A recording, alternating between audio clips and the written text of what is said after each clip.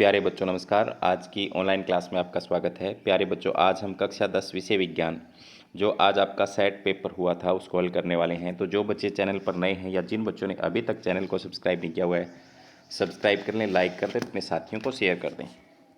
तो आप देख सकते हैं, आप अपनी स्क्रीन पर पहला प्रश्न जो है उसमें आपसे पूछा था, निम्न में से ऊष्माशोषी अभिक्रिया का चयन करें। तो प्यारे बच्चों, यहाँ पर बी जो है कैल्शियम कार्बोनेट का बिना बुझा चूना और कार्बन डाइऑक्साइड में वियोजित होना जो है वो एक ऊष्माशोषी अभिक्रिया है। ठीक है। इसके बाद में आगे है, यदि लेंस के आवर्धन का मान धनात्मक है तो छवि कैसी होगी। तो इसके लिए ऑप्शन नंबर ए इसका बिल्कुल सही होगा, आभासी तथा सीधा। ठीक है। इसके बाद लार में कौन सा एंजाइम होता है। तो प्यारे बच्चों, यहाँ पर एमाइलेज एंजाइम होता है, तो सी ऑप्शन इसका बिल्कुल सही हो जाएगा। आगे है, कौन सा ऊतक जड़ों से पौधों के विभिन्न भागों तक जल का परिवहन करता है। तो यहाँ पर क्या आएगा, जाइलम। क्या आएगा, जाइलम। जैसे जल जैसे जाइलम। आगे, सफ़ेदी के लिए किस पदार्थ एक्स के विलयन का उपयोग किया जाता है। पदार्थ एक्स का नाम लिखिए। तो ये होता है कैल्शियम ऑक्साइड CaO। उस लेंस की फोकस दूरी जिसकी क्षमता -2.0 डायोप्टर है। तो प्यारे बच्चों, इसका आएगा 50 सेंटीमीटर।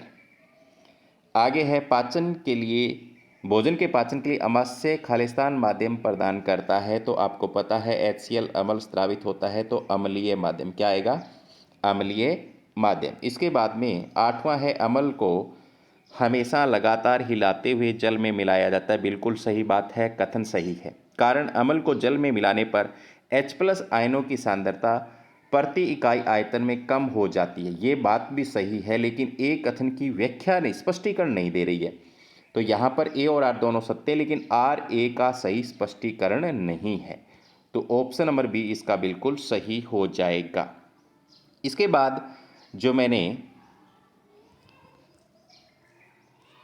9वें प्रश्न में आपको लिख करके दिखाया है, अपवर्तन के नियम लिखें। तो प्यारे बच्चों, अपवर्तन के नियम क्या हैं।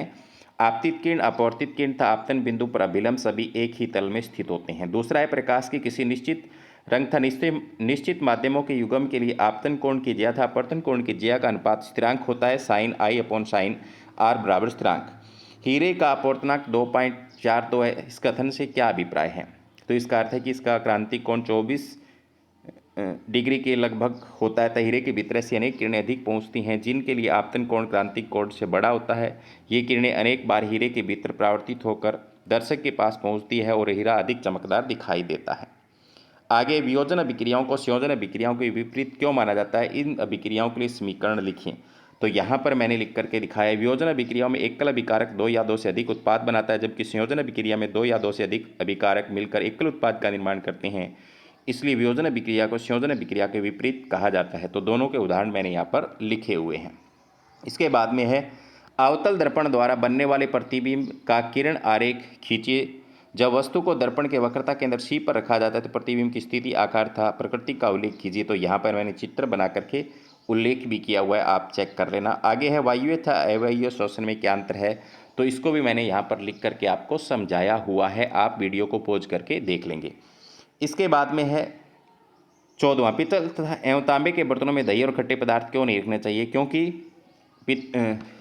दही में अम्ल होता है, खट्टे पदार्थों में अम्ल होता है। पित्तल और तांबा क्या है, धातु है जो इनसे अभिक्रिया कर लेते हैं और खाद्य पदार्थ खराब हो जाएंगे।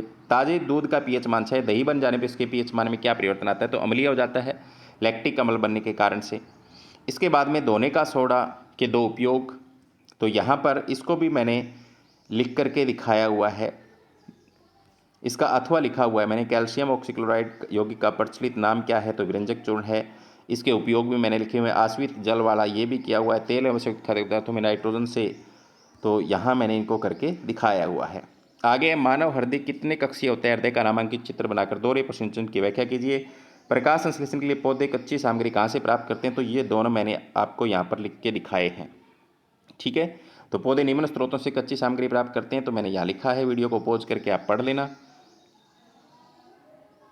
मैं धीरे धीरे इसको स्क्रॉल कर रहा हूँ, आप पॉज करके पढ़ सकते हो। इसके बाद में ये देखो, मनुष्य में दोहरा परिसंचरण वाला भी मैंने यहाँ पर लिखा हुआ है।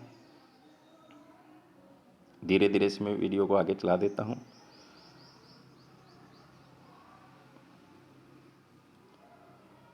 तो ये था आज का पेपर। तो आप अपना मिलान कर सकते हैं, देख सकते हैं कितने नंबर आपके बनते हैं। धन्यवाद।